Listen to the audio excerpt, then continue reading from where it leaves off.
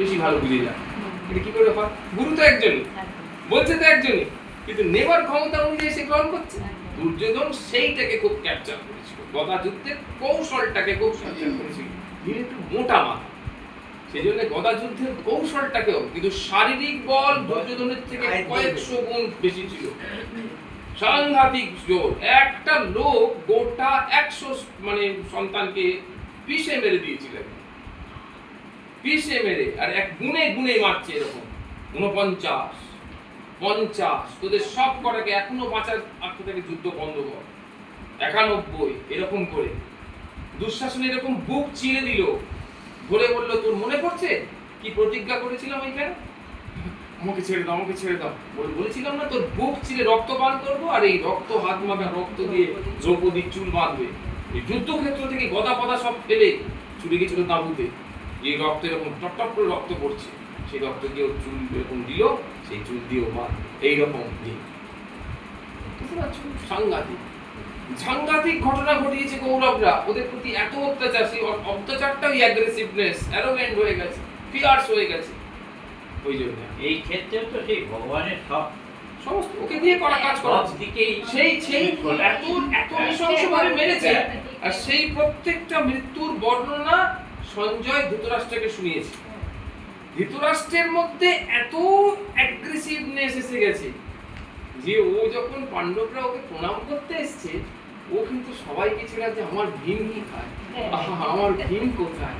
হ্যাঁ, কিন্তু ভগবান বিদুরের একজন সেবক ছিল খুব বিশ্বস্ত, ভগবান তার সাথে আগে দেখা করে একটা লোহার ভীম তৈরি করেছে, সেটা প্রস্তুত করেছে, কেউ জানে না। ভীম বলছে জেঠু জেঠু বলে এগিয়ে আছে, বলে আর তোমার জেঠু করতাম সরে যাও, বলে লোহার ভীমটাকে এগিয়ে দিল, এরকম করে আগলে দেবে আমার ভীম, ব্যাস লোহার ভীম গুঁড়ো গুঁড়ো গুঁড়ো হয়ে পড়ে গেল, আর ধৃতরাষ্ট্রের মধ্যে রক্ত উঠে গেল।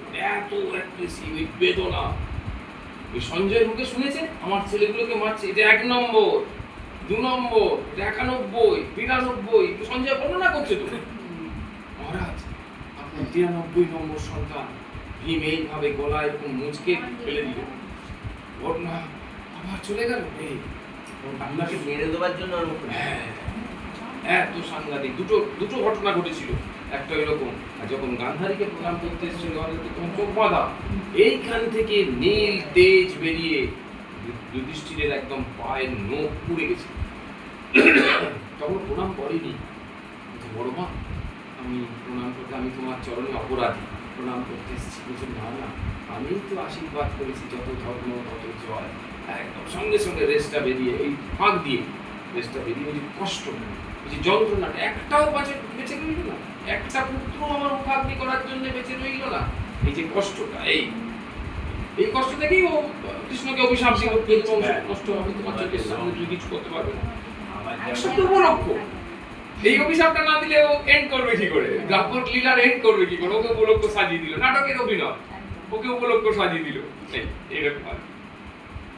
তো এখানে সেই দেবত্বের